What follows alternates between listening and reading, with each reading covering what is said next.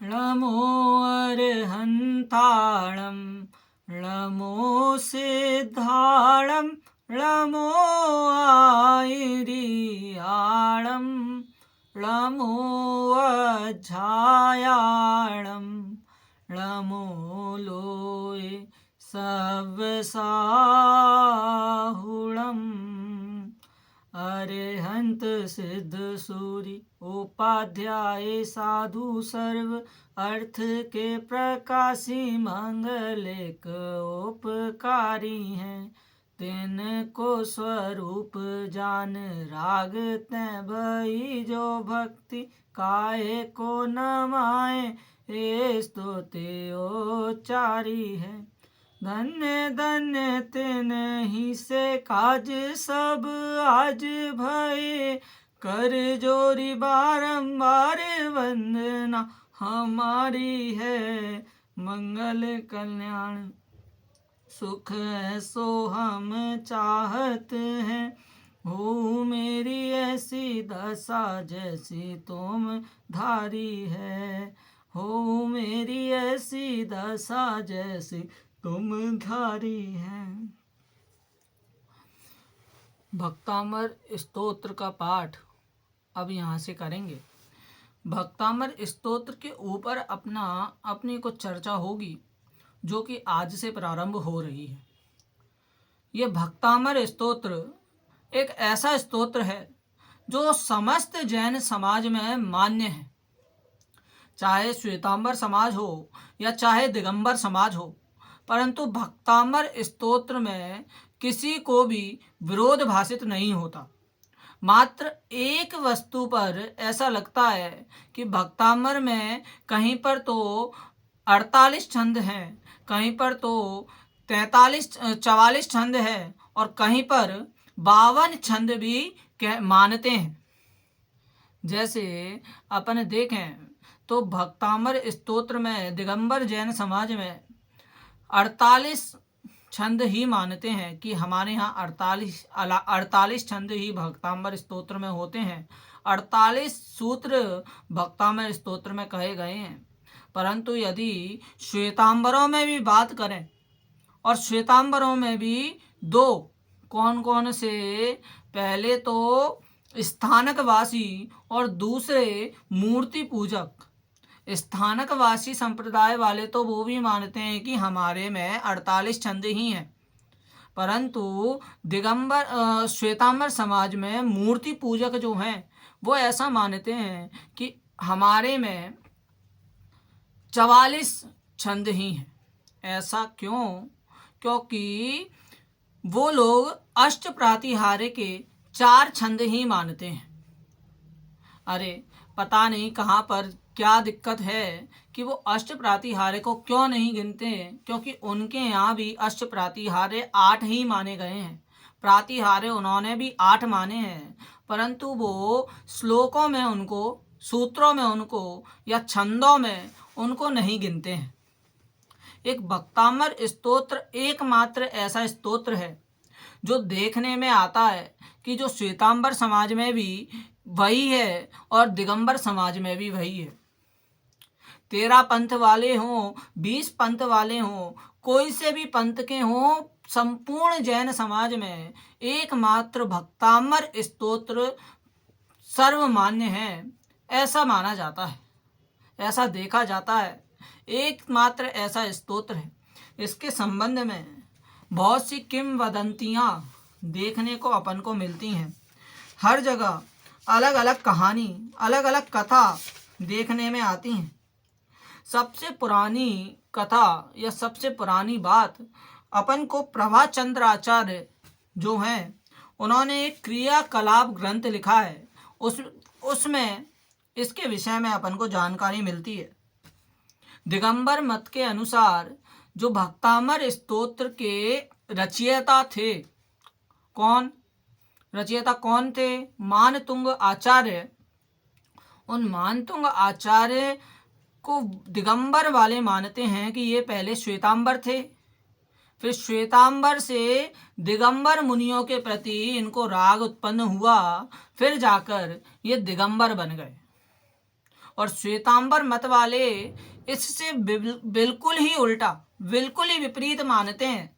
क्या मानते हैं कि पहले मानतुंग आचार्य दिगंबर थे, बाद में जाकर उनको किसी ने, स्त्री ने कह दिया कि तुम्हारे कमंडल में जीवों की, 30 जीवों की उत्पत्ति होती है। तो यह सुनकर मानतुंग आचार्य ने दिगंबर धर्म छोड़कर श्वेतांबर धर्म अपना लिया। अपन पता नहीं कौन सी ये सब तो किंवदंतियां हैं, अपन मात्र इनके विषय में जानकारी ले रहे हैं, इनके विषय में बिल्कुल चर्चा नहीं करते, वही अपेक्षित है। अपेक्षित विस्तार में नहीं जाना, यही अपन देखते हैं। नाम के संबंध में भी इनकी कई चर्चाएं मिलती हैं। नाम के संबंध में दिवाकर मानतुंग ऐसा मानते हैं, दिवाकर दिन को करने वाला, दिवाकर मतलब दिन को करने वाला मानते हैं। कहते हैं, सुनने में आता है कि दिवाकर इनका बचपन का नाम था, बाद में जाकर इनका नाम मानतुंग पड़ गया। मानतुंग, मान पर राज्य करने वाला। मानतुंग, मान मतलब आत्मा और तुंग मतलब उसकी महत्वता बताने के लिए कि आत्मा की महत्वता, मानतुंग आचार्य, ऐसे मानतुंग उनका नाम पड़ा। हमारे एक गौरी शंकर हीरालाल ओझा, ये एक प्रसिद्ध शिलालेखकार मिले हैं, अजमेर के शिलालेखकार हैं। तो उन्होंने एक कृति लिखी है, सिरोही का इतिहास। उसमें वो मानते हैं कि इनका जन्म ये राजा हर्ष के समकालीन थे, जिनका शासन था ईस्वी सन 608 में। और कहीं पर तो मानते हैं कि संस्कृत साहित्य में एवी कीर्ति जी हुए, वो इनको 6वीं शताब्दी का मानते हैं। आर्यभट्ट ज्योतिष आचार्य हैं, वो अपने ज्योतिष के गणित से, अष्ट जातक स्वर विज्ञान से ऐसा उन्होंने पता किया कि विक्रम संवत 626 में इनका काल बताया है। सकल कीर्ति आदि अनेक आचार्य हुए। सकल कीर्ति आचार्य ने अलग कहा है, आर्यभट्ट आचार्य ने अलग कहा है, संस्कृत के एवी कीर्ति जी ने अलग कहा है, गौरी शंकर ओझा ने अलग बात की है। इनके संबंध में बहुत सारी बातें, बहुत सारी किंवदंतियां, बहुत सारी कथाएं सुनने में आती हैं। परंतु इनका काल, एक कृति है, एक कथा है जो बहुचर्चित है, वो कि किंवदंती के रूप में ही अपन लेंगे। अपन उसकी चर्चा एक बार करते हैं। राजा भोज की कथा बहुत चलती है, बहुत प्रचलित है, बहुत प्रसिद्ध है समाज में, कि राजा भोज के समय उनके राज दरबार में 2 साहित्यकार, 2 संस्कृत के विद्वान थे, एक तो कालिदास और एक वररुचि। कालिदास के संबंध में, कालिदास के मन में ये जैनों के प्रति अपने आप ही शुरू से विद्रोह का भाव था। तो एक बार शेठ सुदत्त पुत्र मनोहर को राजा भोज के दरबार में लाए।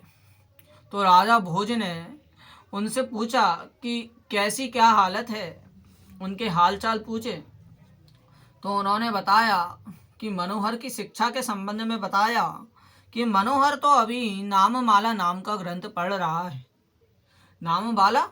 राजा भोज को ये सुनकर थोड़ा सा आश्चर्य हुआ, क्योंकि राजा भोज स्वयं एक विद्वान थे, स्वयं उन्होंने कई शास्त्रों का अध्ययन कर रखा था। तो उन्होंने पूछा कि नाममाला नाम का कौन सा ग्रंथ है? तो उन्होंने जवाब दिया, किन्होंने, कि सेठ सुदत्त ने बताया कि नाममाला धनंजय कवि द्वारा ये लिखा गया है ग्रंथ। तो वहाँ पर उन्होंने ये ग्रंथ लिखा जिसका पाठ अभी मेरा पुत्र मनोहर कर रहा है। तो धनंजय कवि को बुलाया गया। तो वहाँ पर कालिदास भी ये सब सारी चर्चाएं सुन रहे थे। तो कालिदास ने कहा, नहीं नहीं, ऐसा नहीं हो सकता, बिल्कुल नहीं हो सकता, क्योंकि ये सब जो ग्रंथ हैं वो तो ब्राह्मणों के कार्य हैं, पढ़ने पढ़ाने का काम तो ब्राह्मण लोग करते हैं। कहाँ इन बनियों के काम, कहाँ ये अपने ग्रंथ करेंगे। हमारे जितने भी पढ़ने पढ़ाने वाले हैं, संस्कृत के जो विद्वान हैं, वो मात्र विद्वान हैं ऐसा मानते हैं। तो उन्होंने कहा पहले बुला के लाओ, जाओ जिन्होंने ये नाम माला नाम का ग्रंथ लिखा है, ऐसा राजा ने आदेश दिया। अब वो गए और उन्होंने बुलाया धनंजय को। तो धनंजय कवि ने कहा कि हमारे जो मुनिराजों ने जो भी आत्मा की चर्चा की है, उस आत्मा की चर्चा में मैं भी विचार कर रहा था, तो उसके संबंध में मैंने ये कुछ श्लोक लिखे हैं। तो कालिदास ने कहा नहीं नहीं, ऐसा नहीं है, ये इसने नहीं लिखे, ये हमारे ही किसी ब्राह्मण ने लिखे हैं और इसकी कॉपी, इसकी डुप्लीकेट कॉपी पेस्ट इन्होंने कर दिया है, कॉपी पेस्ट वाला ये ग्रंथ है, आप तो मुनिराज को बुला के लाओ। तो उस समय मानतुंग आचार्य वहाँ पर थे। तो मानतुंग आचार्य के पास सैनिक गए, तो वो तो ध्यान में अपने मग्न थे, तो वो वापस आ गए। फिर ऐसे 2-3 बार गए सैनिक, 2-3 बार हुक्म दिया, तो उन्होंने मना कर दिया आचार्य ने कि हम कौन से राज्य पाठ के भोगी हैं, क्या हमें राज्य से करना, हम नहीं आएंगे, ऐसा उन्होंने कह दिया। अरे मुनियों का जीवन, जैन मुनियों का जीवन देखो, इतना निर्वांछक वृत्ति का होता है। अरे उन्हें वांछा किस चीज की होगी, उन्होंने तो स्वयं राज्य पाठ छोड़ा है और तुम वापस राज्य पाठ में जाने की कह रहे हो। ये तो जैन मुनियों का जीवन नहीं है भाई, वो तो किसी की आज्ञा के अनुसार नहीं चलते, वो स्व में लीन रहते हैं। ओ निर्वांछक हो भगवन, ये आराधना हमारी, होवे दशा हमारी अब जैसी हुई तुम्हारी। कहते हैं भजन में क्या, अरे आपकी जैसी निर्वांछक वृत्ति है भगवान, वैसी ही मेरी निर्वांछक वृत्ति हो। और ये गुरु मुनि जो हमारे गुरु हैं, वो तो भैया देव शास्त्र गुरु के बताए हुए उपदेश पे ही चलते हैं। तो इस प्रकार निर्वांछक होते हुए उन मुनियों ने आने का मना किया। तब राजा भोज को बहुत क्रोध आया। उन्होंने उन मुनियों को, उस मुनि को मानतुंग आचार्य, उनको उठाकर लाने का आदेश दिया। अब वो सैनिक तो ले आए, काल कोठरी में डाल दिया। उन्होंने तो सबसे पहले लाए तो मानतुंग आचार्य ने कुछ नहीं बोला, उपसर्ग जानकर शांत हो गए। अब वहां पर कालिदास बोलता, क्या बोला कि मौनम मूर्खस्य भूषणम, मौनम मूर्खस्य भूषणम। महाराज ये मूर्खों का आभूषण है मौन रहना। महाराज ने आचार्य को काल कोठरी में डलवा दिया। तब उन्होंने भक्तांबर के स्तोत्र लिखे। इस प्रकार 48 ताले टूट गए। अरे मानतुंग आचार्य उस कोटि के आचार्य हैं जिसकी पैरों की बराबरी कोई नहीं कर सकता। अरे पंचम काल में श्रावक तो उसके पैरों की धूल की बराबरी नहीं कर सकता। इस प्रकार महान कोटि के आचार्य हुए हैं। आचार्य मानतुंग ने भक्तांबर स्तोत्र लिखा। इतनी रिद्धियों का उन्होंने अपनी रिद्धियों का प्रयोग नहीं किया। अरे अपने मुनिराजों को रिद्धियां स्वयं प्रकट हो जाती हैं तो भी वो कुछ नहीं करते। हाँ नहीं भाई, बताइए, अपने मुनियों पे इतनी रिद्धि होते हुए उसका प्रयोग नहीं करते, और लोगों पर इतनी तलवार बंदूकें ये सब होती है तो भी उनको भय रहता है। कुछ भी नहीं श्रृंगार किए, हाथ नहीं हथियार लिए, फौज भगाई कर मन की, प्रभु के चरण स्पर्शन की। क्या भैया कुछ नहीं करते हैं तो भी उनकी रिद्धियों का भी इतनी रिद्धियां प्रकट हो जाती हैं, तो भी उनके प्रयोग करने की कोई जरूरत नहीं, क्योंकि उनको शरीर के प्रति ममत्व ही नहीं है। तो इस प्रकार उन्होंने श्लोकों की रचना की, सूत्रों की रचना की, भक्तामर स्तोत्र की रचना की, तो उनके 48 ताले टूट गए। अब इस कथा से मैं ज़्यादा तो इसके बारे में नहीं कहूँगा, परंतु कुछ कहे बिना मैं इसके आगे भी नहीं बढ़ूँगा। क्या कि अब आप विचार कीजिए कि ऐसे जैन आचार्य को, जैन मुनि को 48 ताले में बंद करने की क्या जरूरत थी? 2 तालों में ही बंद कर देते। विचार करने योग्य बात है कि 48 ताले में ही क्यों बंद किया, और 48 ही उन्होंने वो लिखे, छंद लिखे, और 48 के 48 ताले टूट गए। अब ये बताइए कि भक्तामर स्तोत्र में 48 छंद पे 48 ताले टूट रहे हैं, तो बताइए कोई भी चोरी करने जाए, वो तिजोरी के सामने बैठ जाए, बताइए उसको कितने श्लोक पढ़ने पड़ेंगे ताला तोड़ने के लिए? अरे भैया, ये कितनी, मतलब किसी अपराधी के लिए भी ये शर्म की बात है कि वो ताला तोड़ना चाह रहा है। हाँ, ताला तोड़ने के लिए थोड़ी ना भक्तामर स्तोत्र की रचना हुई थी। आजकल ये भक्तामर स्तोत्र किस किस उसमें पढ़ा जाता है? रोग सही करने के लिए भक्तामर स्तोत्र पढ़ो। कुछ नहीं हो रहा, घर में संपत्ति आपकी बिखर रही है, तो भक्तामर स्तोत्र पढ़ो। अरे भाई साहब, आपने सुना नहीं है? मैं बोल नहीं पा रहा था, मैंने भक्तामर स्तोत्र का चिंतन किया, मेरी जबान खुल गई। अरे हम मानते हैं, क्या मानते हैं कि मानतुंग आचार्य ने बीमारी मिटाने के लिए भक्तामर स्तोत्र का पाठ किया। हम बोलते हैं हाँ किया।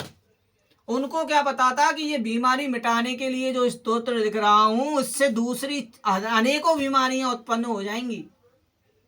उन्होंने तो जन्म जरा मृत्यु की बीमारी मिटाने के लिए लिखा था, परंतु अब अपन देखते हैं कि उस जन्म के लिए जो अपन निरंतर कोशिश कर रहे हैं, मृत्यु ना हो उसकी निरंतर कोशिश कर रहे हैं, उसके लिए यह भक्तामर स्तोत्र की सलाह अपन दूसरों को देते हैं। भक्तामर स्तोत्र क्या है, उसका पाठ कब करें? अब मैं आपसे कहूँगा कि आपको कोई पीड़ा हो रही है, तो आपको जब पीड़ा हो रही है तो डॉक्टर के पास कब जाएं? तो जब पीड़ा हो रही है तब डॉक्टर के पास जाएं। उसी प्रकार भक्तामर स्तोत्र का पाठ कब करें? जब आपको आत्मचिंतन करना है, दिन हो, रात हो, दोपहर हो, आपकी जो अवस्था हो, उस अवस्था में भक्तामर स्तोत्र का पाठ करें। परंतु क्यों करें? तो उसमें कह रहे हैं कि भक्तामर स्तोत्र का पाठ अपने चिंतवन के लिए करें। क्या भक्तामर स्तोत्र में आदिनाथ भगवान की स्तुति दी गई है? युगादि भक्तामर प्रणत मौलिमणि प्रभाणा मुद्योत्कम दलित पाप तमोवितानम सम्यक प्रणम्य जिन पाद युगम युगादा बालम्बनम भव जले पतताम जनानाम। युगम युगादा, जो युग के आदि में है ऐसे तीर्थंकर। तो आप बोलिए कि ये मात्र आदिनाथ भगवान की स्तुति है, तो अपन इसके युगम युगादि प्रथमम जिनेन्द्रम ऐसे शब्दों को देखें तो हाँ, ये मात्र आदिनाथ भगवान के लिए स्तुति की गई है। परंतु इसे दूसरी अपेक्षा से बोलें तो हर तीर्थंकर अपने युग का आदि तीर्थंकर होता है। हर तीर्थंकर अपने युग में स्टार्टिंग उसी से होती है। हर युग की स्टार्टिंग, हर युग की शुरुआत तीर्थंकर ही करते हैं, तो वो युग के आदि तीर्थंकर। इस प्रकार 2400 तीर्थंकरों की वंदना उसमें की गई है। और प्रथमम जिनेन्द्रम को देखें तो प्रथमम जिनेन्द्रम तो आदिनाथ भगवान ही। तो बोल रहे हैं प्रथमम जिनेन्द्रम मतलब अरिहंत परमेष्टि। और अरिहंत परमेष्टि में भी प्रथम कौन है? तो बोलते हैं तीर्थंकर हैं।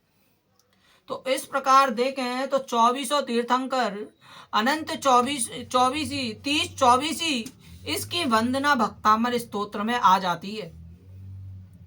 और हम तो स्वयं पूछते हैं आचार्य मानतुंग से कि आपने ये भक्तामर स्तोत्र की रचना क्यों की है? अरे कालिदास भी अपनी रचना करते हैं तो उसमें लिखते तो हैं कि क्यों की है। कोई भी कवि कोई रचना करता है तो उस रचना के अंदर ही लिखता है कि वो रचना क्यों की गई है। उसी प्रकार हम मानतुंग आचार्य से कहते हैं कि उनकी रचना क्यों हुई है। अब मैंने अनेकों सैकड़ों जीव ऐसे देखे हैं, प्रत्यक्ष देखे हैं, जो हजारों बार 100 बार भक्तामर स्तोत्र का पाठ कर चुके हैं, परंतु उनको भक्तामर स्तोत्र की एक पंक्ति का अर्थ भी उनको प्रत्यक्ष भाषित नहीं होता।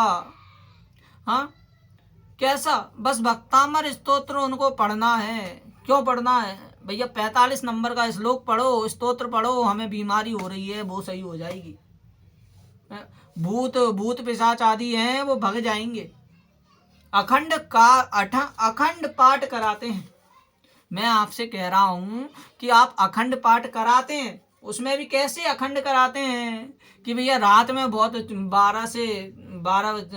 से 12 हम नहीं पाठ कर पाएंगे, किसी और को बुलाओ, उसके लिए हमें 4 व्यक्ति चाहिए।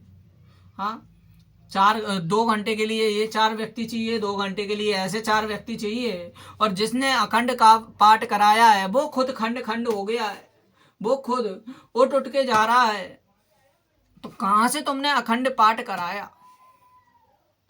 भैया भक्तामर स्तोत्र आत्मा में जाने वाला स्तोत्र है। उसकी पंक्तियां किसी को अर्थ ध्यान नहीं है। चलो जिसको अर्थ ध्यान है तो मात्र वो वही चीजें देखता है जो उसमें पुस्तक में शब्दशः लिखी है। हम तो आचार्य के अंतर में उतरने की बात करते हैं कि आचार्य के अंतर में कैसे विचार होंगे भक्तामर स्तोत्र लिखते समय, वो कहना क्या चाह रहे हैं भक्तामर स्तोत्र लिखते समय, इन सब की बात हो। बड़े अच्छे उन्होंने भक्तामर स्तोत्र लिखा है।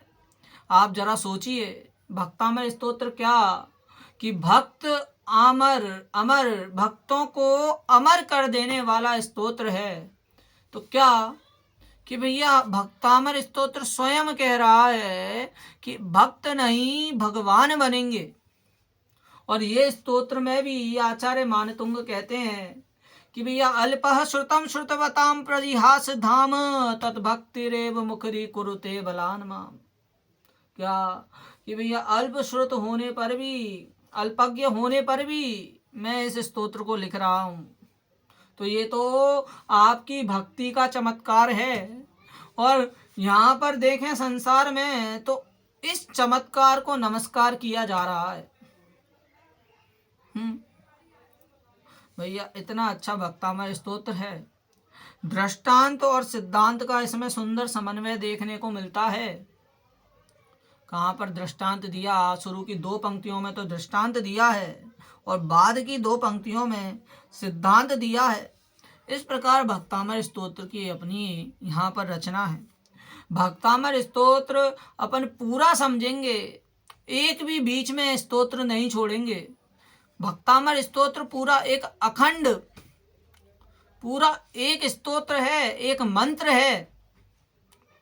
तो हर अपन जब भक्तामर स्तोत्र को एक मंत्र के रूप में पढ़ते हैं तो बाकी ग्रंथों को भी एक मंत्र के रूप में पढ़ें तो कितना सिद्धांत का समावेश अपने अंदर हो, ये विचार कर अपन को सारे ग्रंथ शास्त्र स्वाध्याय करना चाहिए। भक्तामर स्तोत्र को पूरे एक एक शब्द को, एक एक अक्षर को समझेंगे। एक एक अक्षर क्या 26, बताइए भक्तामर स्तोत्र में कितने अक्षर होंगे? 2688 अक्षर हैं। अरे सर आपको कैसे पता? पंडित जी आपको कैसे पता? भाई साहब आपको कैसे पता? तो उनसे कहते हैं कि भक्तामर स्तोत्र में वसंत तिलिका छंद है। वसंत तिलिका, वसंत मतलब पता, वसंत मतलब बाहर आ जाना। सुंदर। तो वसंत का मतलब बाहर और तिलिका मतलब उत्कृष्ट, उसकी सुंदरता बताने के लिए, अलौकिक बताने के लिए। तो वसंत तिलिका छंद है जिसके प्रत्येक लाइन में, प्रत्येक पंक्ति में 14-14 अक्षर होते हैं। इस प्रकार 4 पंक्तियां हैं, 14-14 अक्षर की 4 पंक्तियां मतलब 56, और एक छंद में 56 अक्षर, इसका मतलब 56 इंटू 48 कर लो तो आपका आ जाएगा 2688 इसमें अक्षर हैं। तो इस प्रकार भक्तामर स्तोत्र की चर्चा अपन करेंगे, एक एक श्लोक करेंगे, एक एक स्तोत्र करें, एक एक छंद को अपन समझते हुए चलेंगे। कम से कम दिन में एक प्रवचन में 3 छंद लेने की, 4 छंद लेने की कोशिश करेंगे। और इस प्रकार भक्तामर स्तोत्र का पाठ करते समय अंतर में बस यही भावना भाएं कि ये स्तोत्र में कहीं भी कर्तावाद का पोषण नहीं है। आप एक भी छंद में यह बता देना कि जिसमें आचार्य बोल रहे हैं कि भगवान आप आ जाओ और ये कार्य कर दो। इसमें तो मात्र ये कहते हैं कि जो देवों को हम अच्छा मानते हैं, जो देवों को हम उत्कृष्ट मानते हैं, वो खुद आपके सामने नतमस्तक होते हैं। तो आपकी कितनी महिमा है।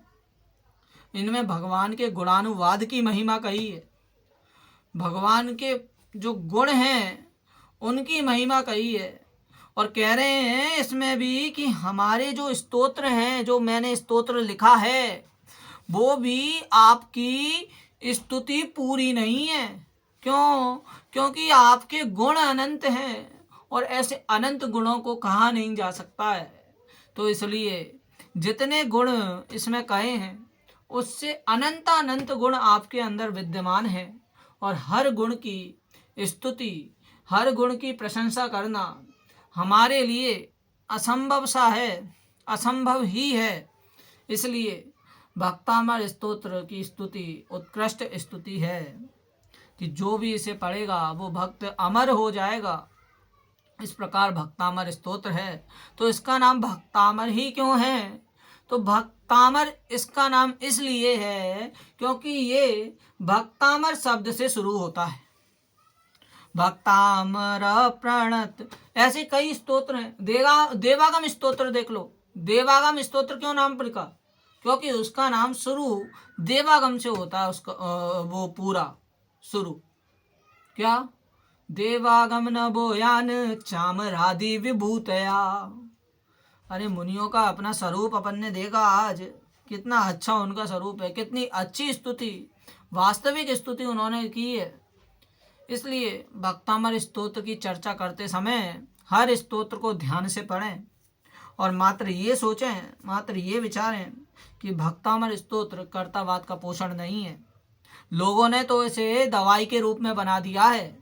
जिस प्रकार डॉक्टर नहीं कहता कि आज आपको बीमारी है तो रात को ये वाली दवाई लेना, दोपहर को ये वाली दवाई लेना। इस प्रकार आपको कोई भी दिक्कत है तो ये भक्तामर स्तोत्र का पाठ करना, कोई भी दिक्कत है इस छंद का पाठ करना, कोई भी दिक्कत है इस छंद का पाठ करना। अरे तुमने तो इसे दवाई बना दिया है। आचार्य मान तुम दवाई के रूप में कहते हैं कि जन्म जरा मृत्यु का नाश हो, इसलिए मैं भक्तामर स्तोत्र की रचना कर रहा हूँ। ये इस भावना से अपन भक्तामर स्तोत्र का पाठ करेंगे। सभी को जय जिनेन्द्र। जावाणी के ज्ञान से सूझे लोकालोक, सोवाणी मस्तक नमो सदा देत हूँ धो।